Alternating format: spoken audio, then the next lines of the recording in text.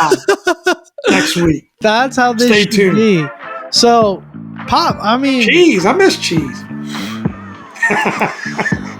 you miss Chris Blewett too?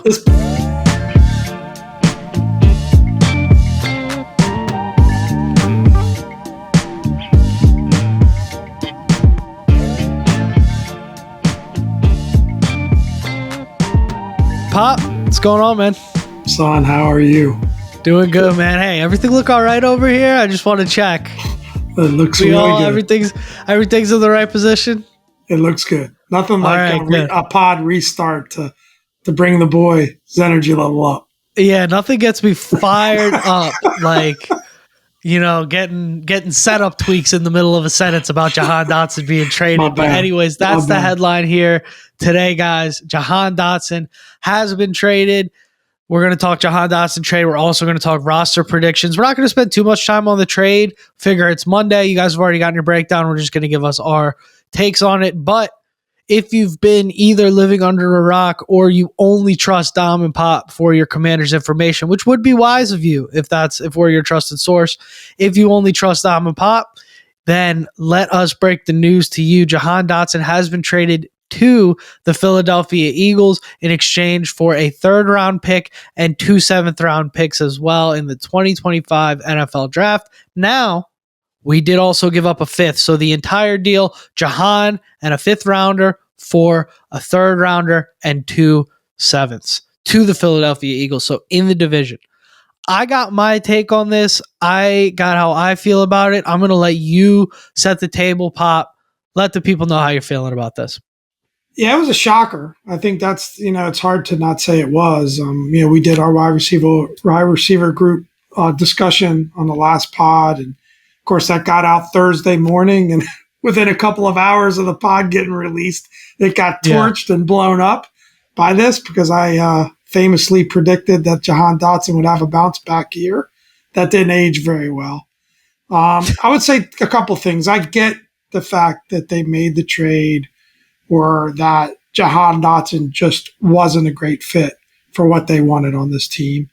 I think one point that I heard, which was I thought a really good one, was, Dan Quinn coached against Jahan Dotson 4 times in 4 different games.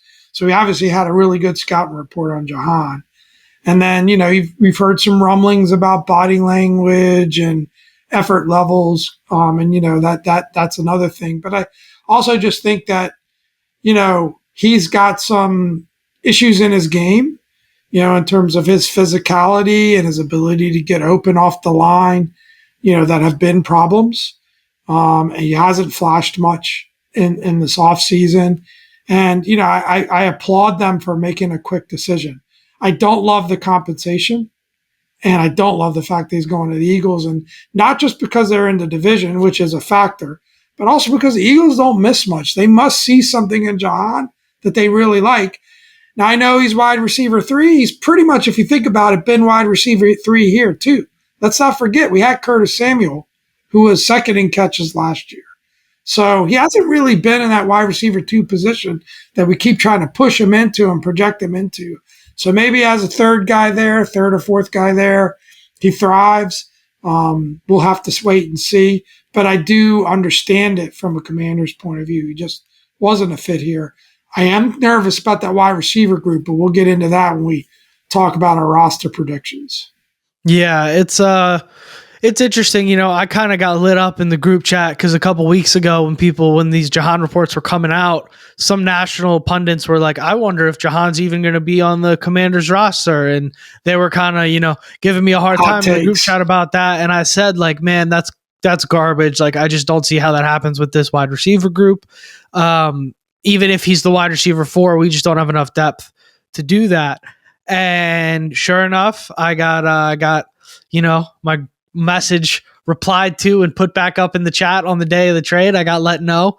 So I got to hold that, man. That was tough. Hey, I'm on record saying he was going to get the second targets on the team. I was obviously very wrong about that. Stuff happens. I mean, to be fair, I did say in the next message, I was like, I think if anything, maybe they trade him to the 49ers in a Ayuk package, but my guess is Shanahan would say, you can keep Jahan Dotson. We're not interested. And that's actually exactly what was discussed per some reports. That's telling.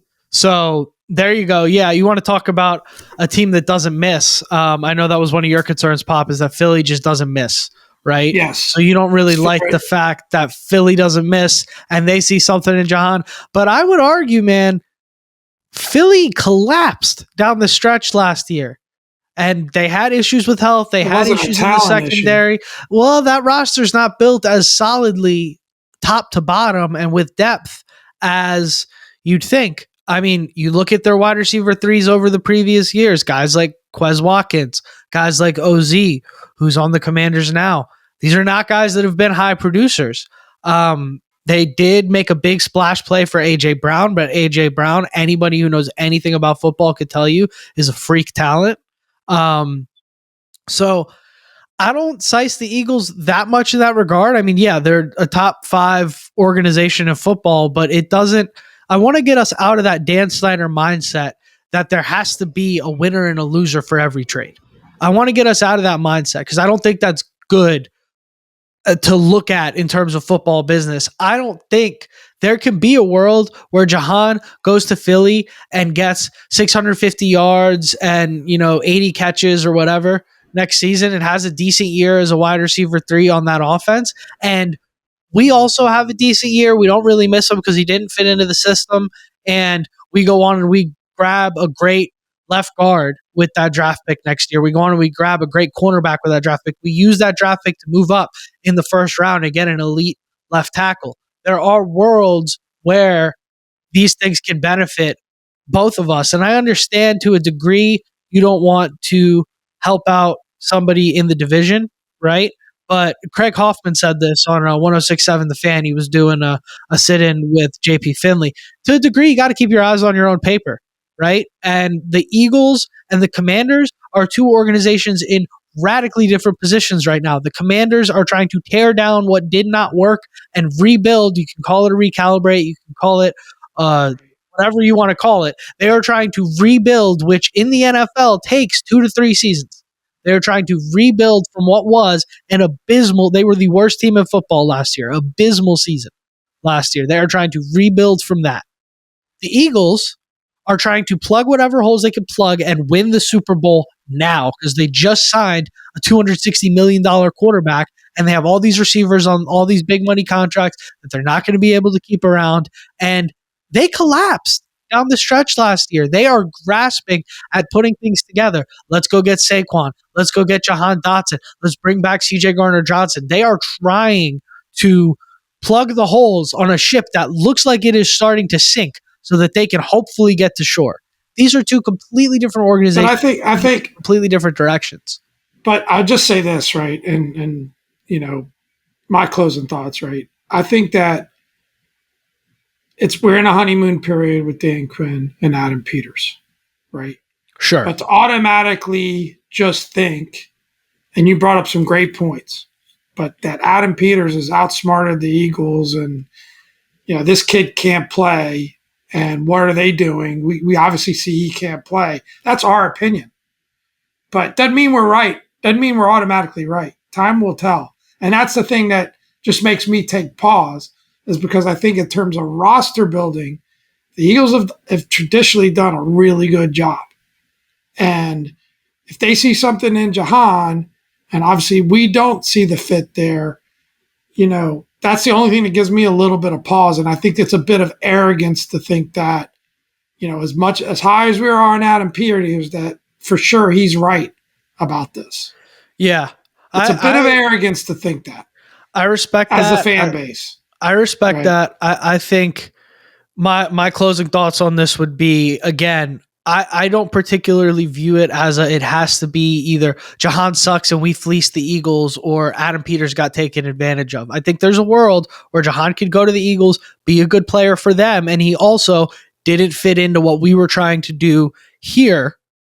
and is not. We've seen it. You see it happen all across the NFL. There are wide receivers that don't fit into certain systems, leave, go to another team, do better, or vice versa. You saw what happened when Juju Smith-Schuster left Pittsburgh, right? He was benefiting from that system. He left, and all of a sudden, he's not the type of player you need. This is a guy that was going to be wide receiver 4, maybe a cut candidate on this roster. Who knows? Like he was trending in the wrong direction. And at my opinion, you get your value when you can right now. And even if he goes off to be a good player somewhere else, the fit was broken here. It wasn't making sense. It's like the Trent Williams thing.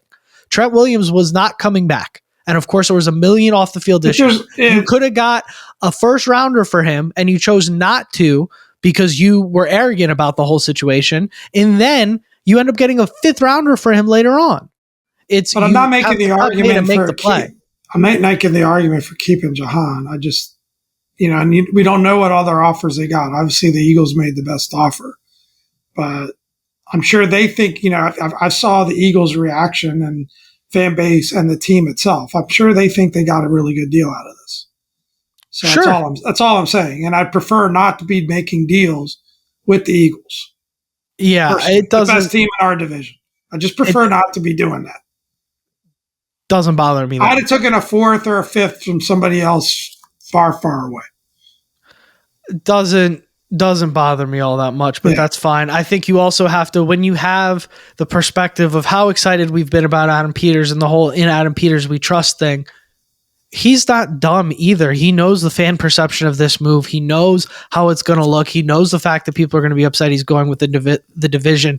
If you were so excited about Peters a month ago, like we all were, and now you see him make this really bold move, he's sticking his neck out. This is a bold move to make at this point in his tenure. You see him make this really bold move. All right. In my opinion, how I see it, I almost take a little bit of comfort in he knows he's sticking his neck out. He knows this is a bold move. You're flipping what was a 1st rounder for a 3rd round pick. You saw the Lions trade for Jeff Okudah, or trade away Jeff Okudah a couple years ago for a 3rd rounder. And they picked that guy number 3 overall. At a certain point, you gotta cut bait when it doesn't work, and he's sticking his neck out. And if we're gonna be Adam Peters we trust, and he's gonna stick his neck out like this, I'm willing to get behind it and trust it, because I think he's not stupid and he knows how big of a move this is. That being said, I think we've already spent about twice the amount of time we allotted on the Jahan trade on this bit. I knew this was going to happen because we both have pretty strong opposing feelings about this. But what do you say we agree to disagree? Guys, in the comments, let us know whose side you're on with this one. And you want to move on, Pop? Yes, please. All right, Let's do it. So 53-man roster predictions. Pop, tee this one up while I have a sip of water, because I'm about to rattle off 53 football players' names. Yeah, we're going to give a quick 53-man roster prediction. That's the week that we're in, right? Roster cuts are coming out. I think it'll be Tuesday. This will get released Monday morning. So we just thought it'd be fun to just give a quick, Dom and Pop 53-man roster position. I'm not sure if we've done this before. So we are going to rattle it off pretty quick and maybe just talk a little bit about the position battles on the back end of the roster. I mean, there are a lot of these guys that don't make the team will end up on the practice squad. You can carry 16 on the practice squad now. And you can carry vets as well. So just keep that in mind. That, doesn't mean a guy's going to be gone. Some of these close decisions, more than likely, unless they get claimed by somebody else, those guys are going to end up on the practice squad. Yep. All right, so we're going to go through all these guys one by one. We're going to rattle off a lot of names. We're not going to give you an in-depth breakdown as to why Terry McLaurin's making the roster. Pop, you got some? I just want to also mention we're going to get deeper into Jayden Daniels in the next section of this pod. So hang on for that. We'll talk a little bit more about Jayden and our overall take, because we know there's been a lot of takes on Jayden. So just hang on for that, but it'll be right after this roster discussion. There you go. So guys, Jayden Daniels will be making the 53-man roster, just in case anybody was worried about that. Damn. So we have that. There goes my hot take. There it is. All right. Me. Voice is warmed up. Let's get into it. Nobody better to start this with. Terry McLaurin, OZ, Luke McCaffrey, Casimir Allen, De'Ami Brown, Jamison Crowder, all at wide receiver there. Wide receiver is an interesting one. Now we got Jahan Dotson gone. You've got that 6 names right there.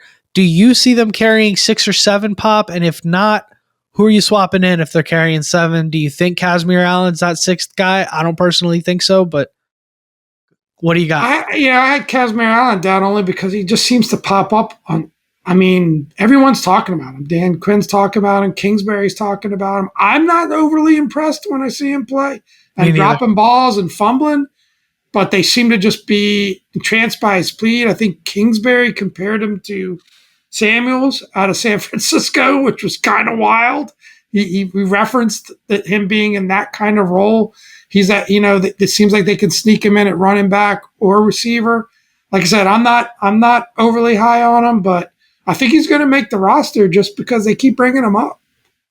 Yeah, I don't know. I think he might be a practice squad guy, but I would go Bryson Tremaine in that 6th spot. Just I don't hate he brings something that you don't have with the size. He's been making a lot of plays, first man to the practice field every single week, apparently, or every day. But they could keep 7 it's between those two. Maybe they keep 7. I think we're going to get into it, but there's 4 possible tight ends. Maybe they go 7 and 3 on tight ends. That's a very real possibility too, right? We'll get into it. Once one less O lineman. I mean, there's a lot of different machinations that could happen here. Yeah. So then on the offensive line, I say we get right into that. You got Brandon Coleman, Cornelius Lucas at left tackle. Then you got Nick Allegretti, Chris Paul left guard, Tyler Biadasz, Michael Dieter, and Ricky Stromberg at center. Sam Cosmi at right guard, and at right tackle, Andrew Wiley and Trent Scott. I think this is about right. I don't have much to say about this. You wonder if they keep Stromberg, if Stromberg ends up a practice squad candidate. But I think Stromberg is Braden Daniels. I mean, the only thing that I liked about Stromberg was he plays guard and center. Yeah. But I know he's been a bit of a ghost so far this offseason, even though he was a key piece last year. So yeah, I'm stunned. I'm stunned that a late round Rivera pick has been a ghost in his 2nd year.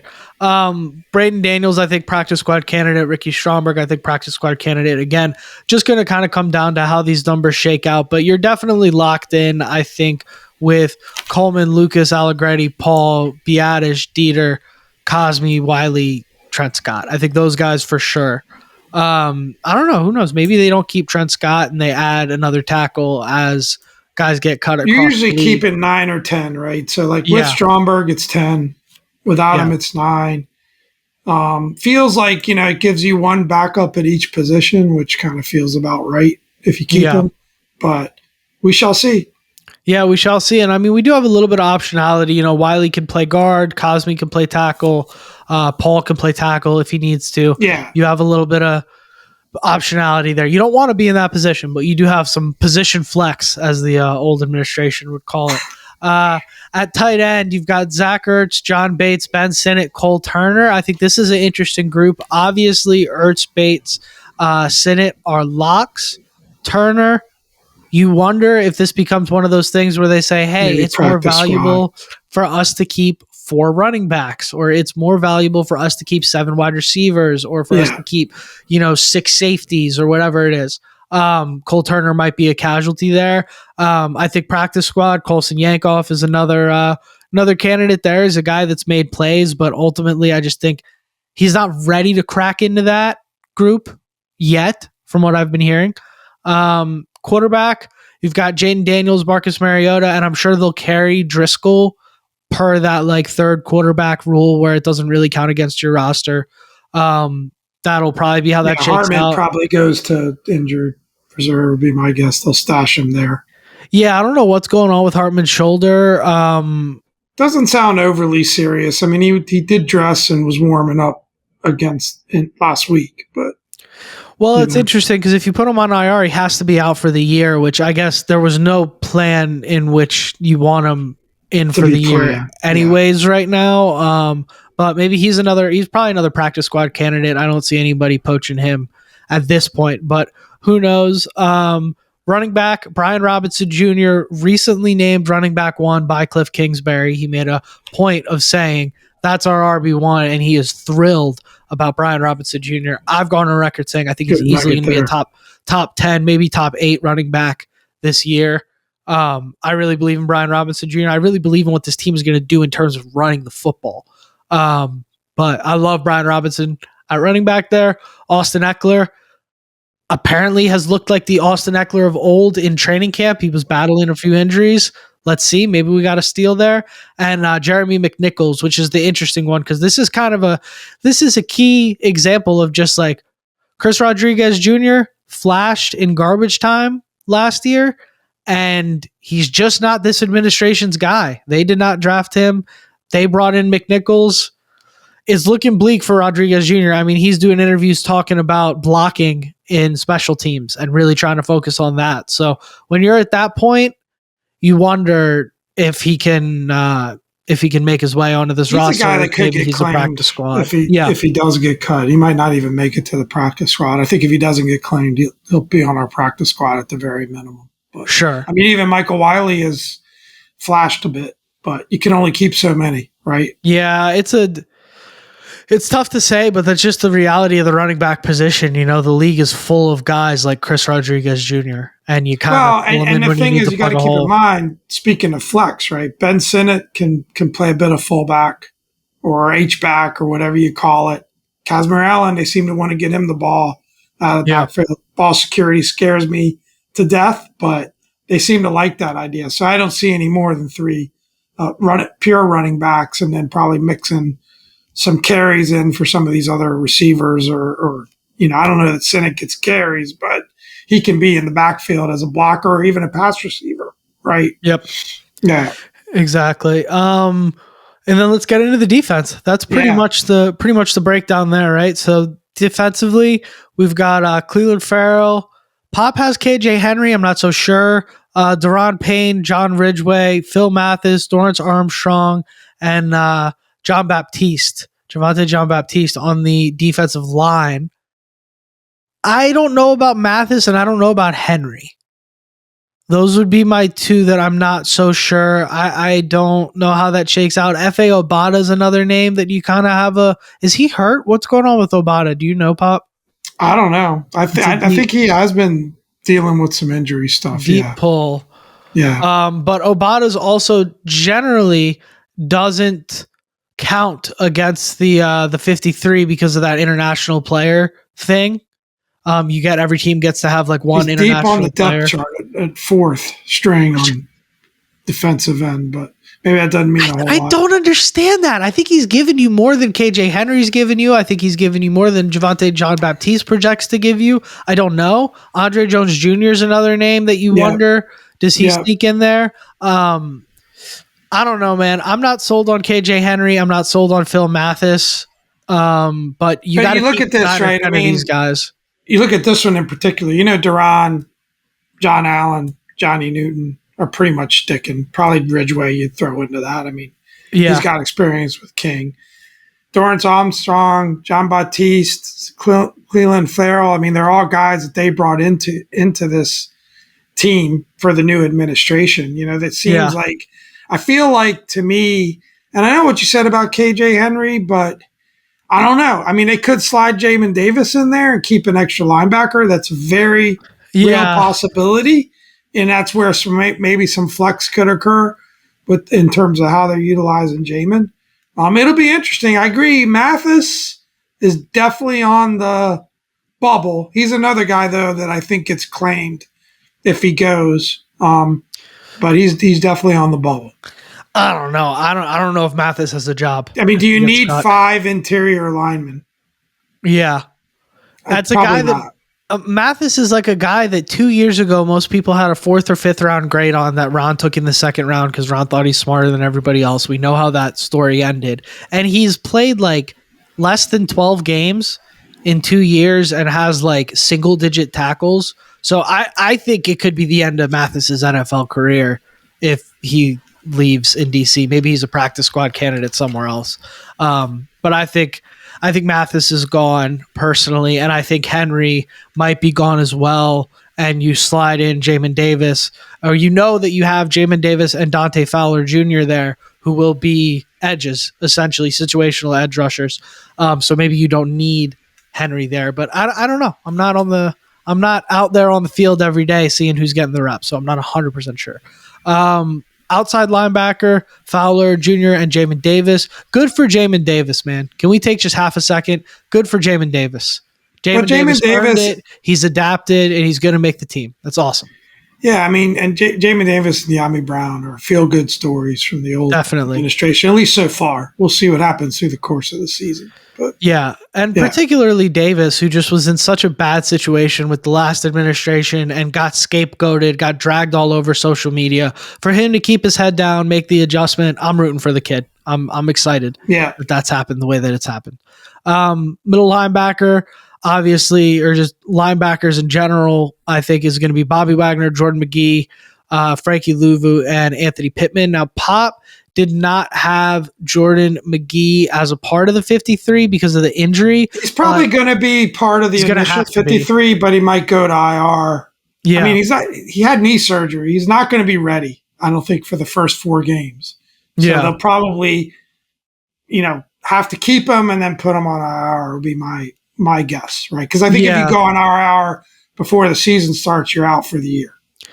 Exactly. And I don't think they want to do that. Yeah. So I think McGee is one of those where like they will keep him on the 53 and then maybe a guy like an undrafted guy, we'll get to one of those later, but maybe there's a guy that you can kind of sneak onto your practice squad while those windows go the way that they go. And then you could slide that guy back in your 53 and put McGee on the IR.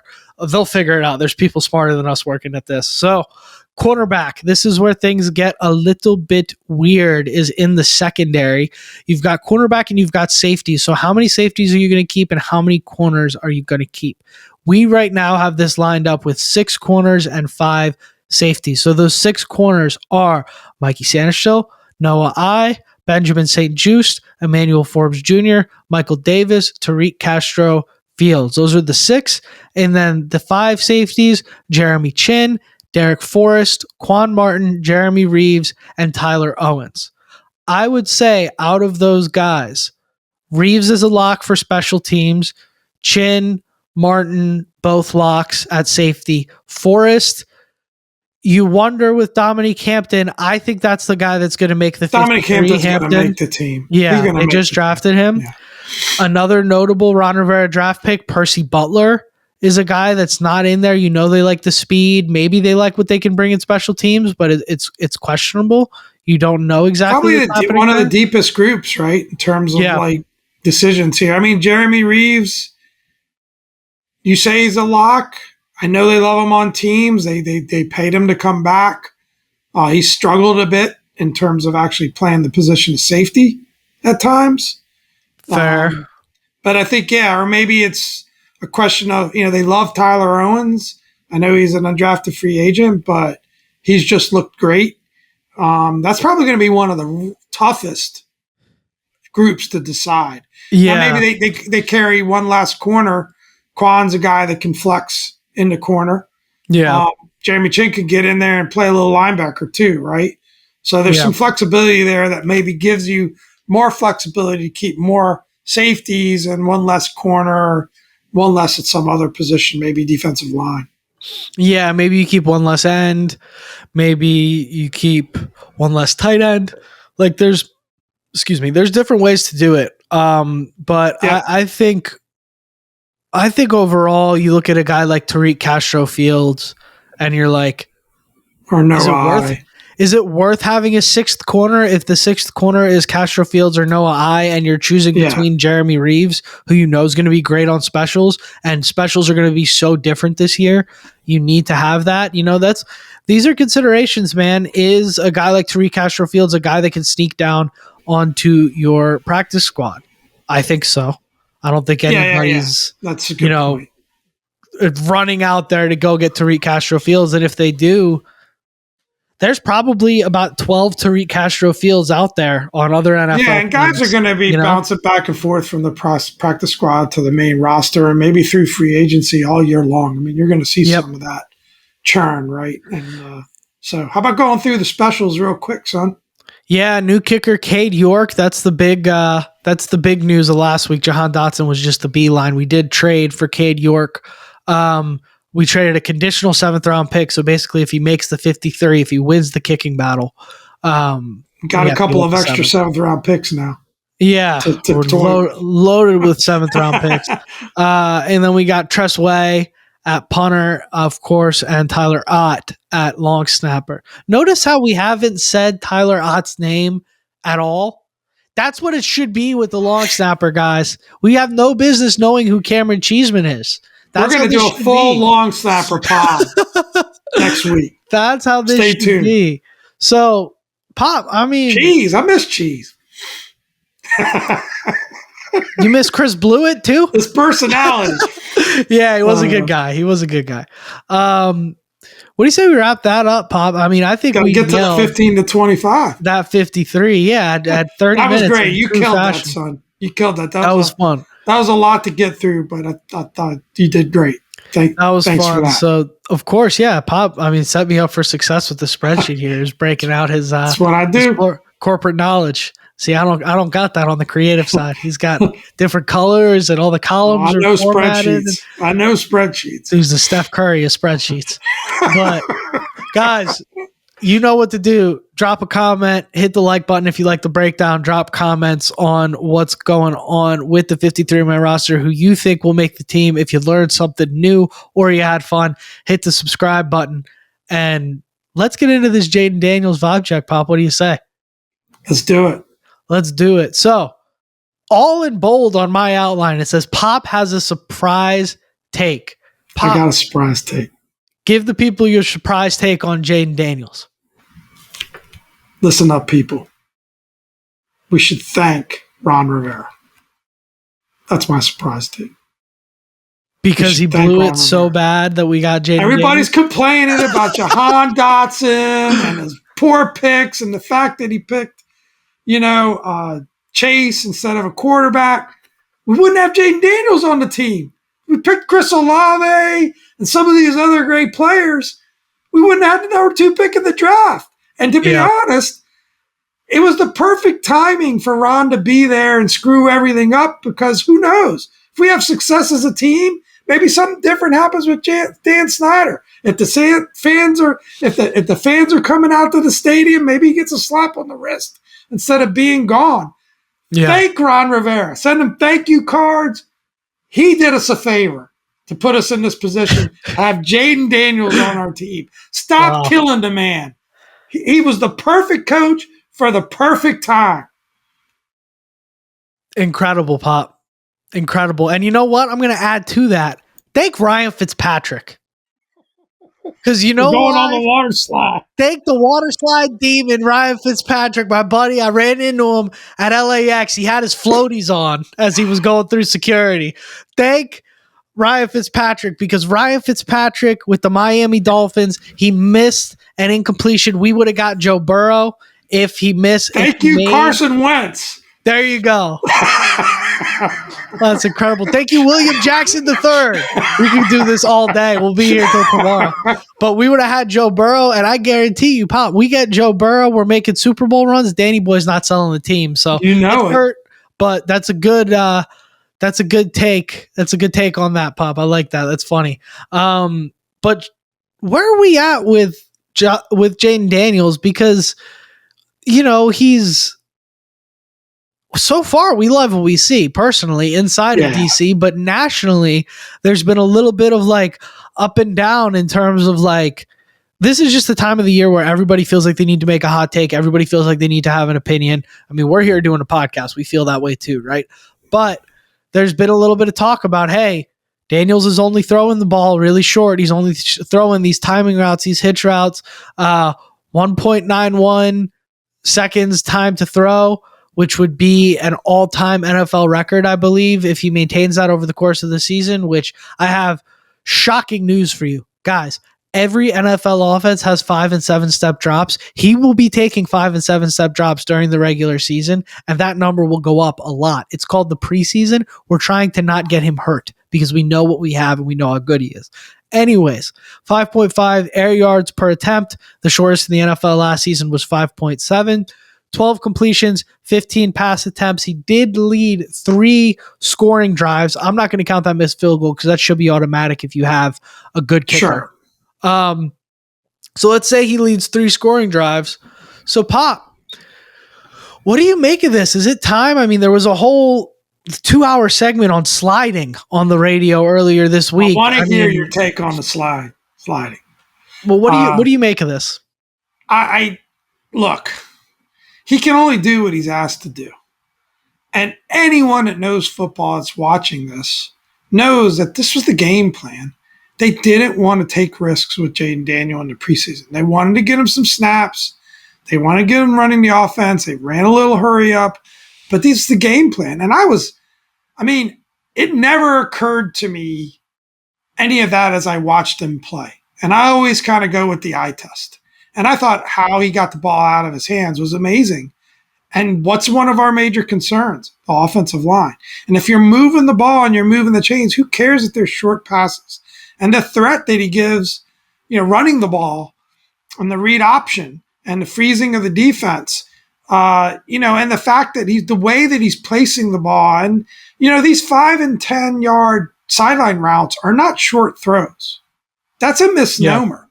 Yeah. He's dropping back 5-7 yards and he's throwing the ball across the field a good 15-20. Those are the pick 6 balls if you don't have the right arm, if you don't have the right accuracy, So he's just running the offense that's in front of him because that's what's being called because they want to protect him. Now, Cliff Kingsbury, who's also gotten a little criticism in this, what seemed to have been the week to kind of tear Jayden Daniels down a little bit, which just seems how things work because he does like to run that quick game. He does like to run that short pass quick game. But you know who else does a lot of that?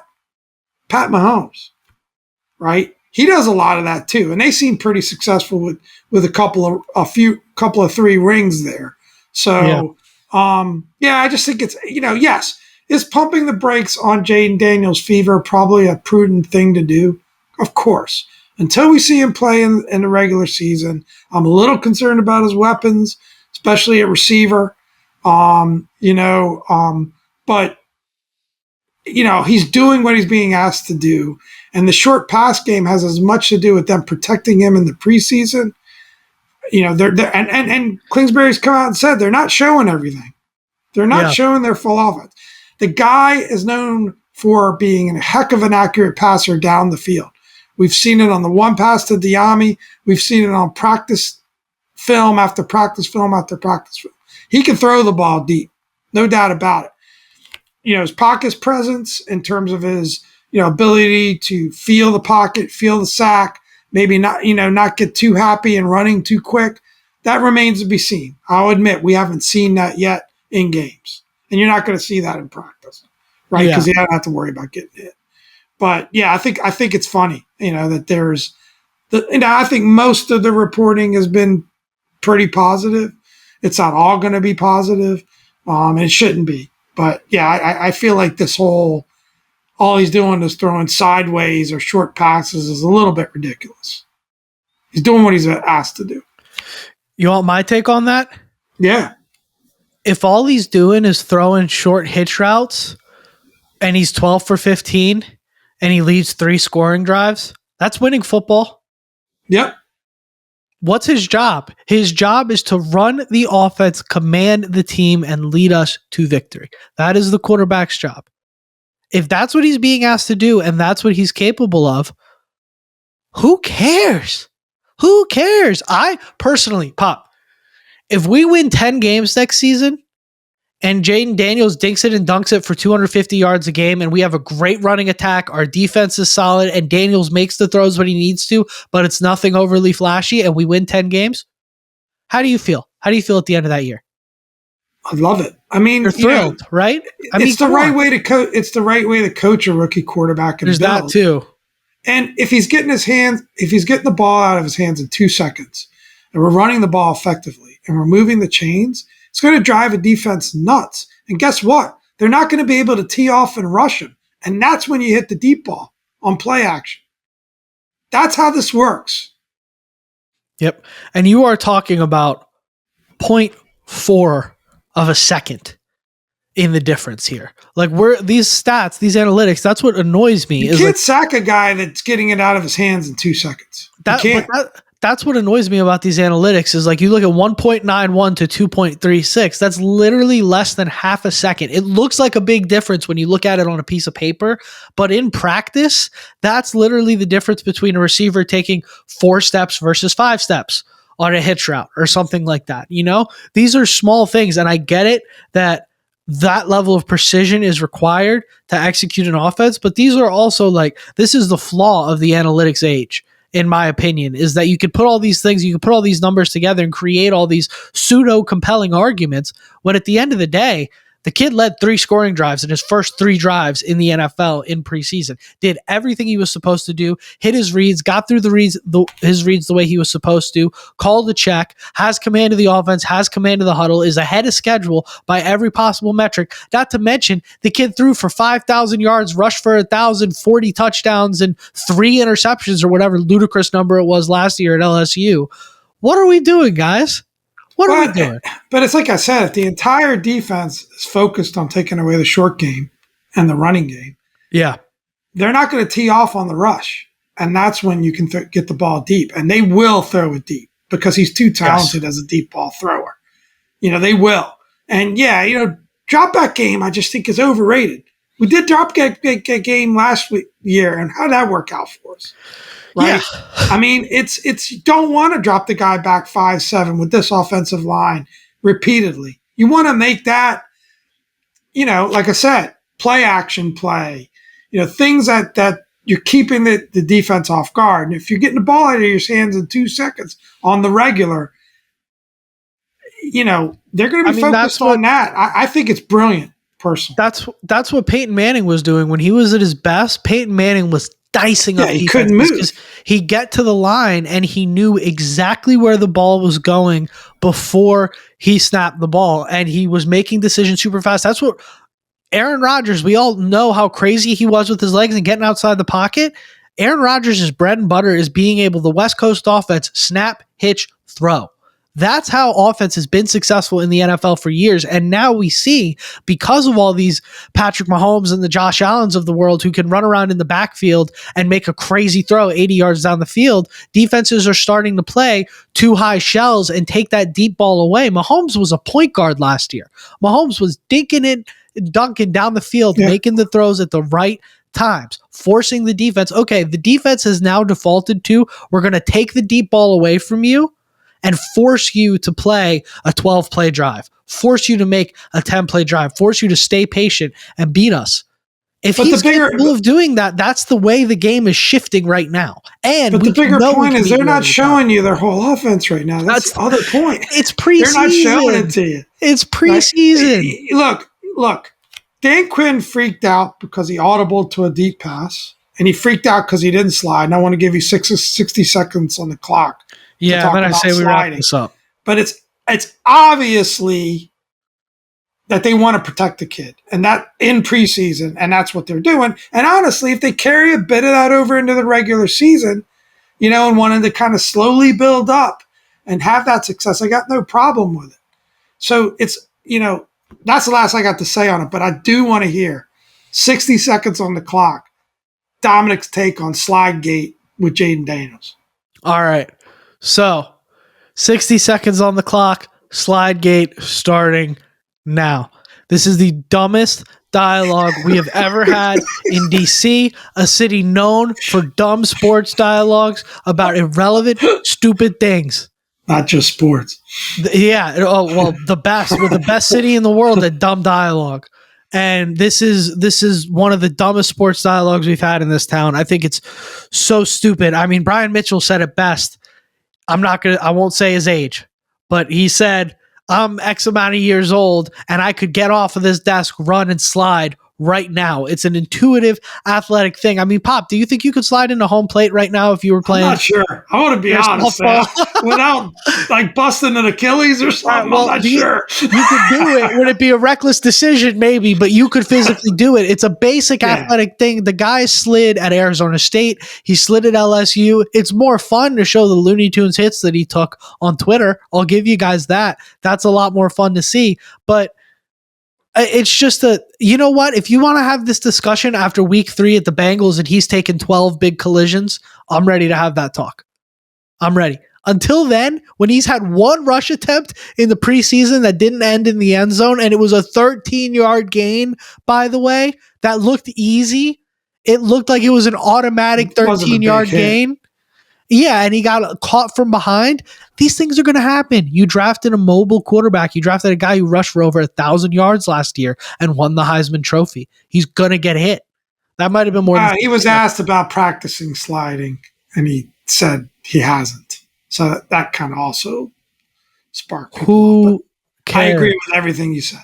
Who cares? Why should he practice sliding? He's going to get hurt practicing sliding. Why should he practice sliding?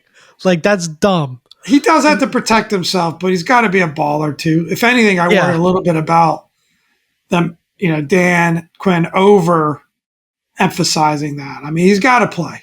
He's just got to play. And he's got to be smart, but hopefully it's that quick game. It's the fact that he's so fast. It's the fact that defense is going to be caught off guard, that he's not going to be taking a bunch of hits. And let's just hope for that. Yeah. Right? Yeah. I mean, I agree. He does have to do a better job of protecting himself in the open field. That's something you hope he can grow into. But we've given Slidegate plenty of time. What do you say we move on to the next segment, Pop? Yeah, just a real quick. I thought we could do just a super quick check-in on the other rookie quarterbacks, see where folks are at. We're not going to do a big breakdown. We've done that before.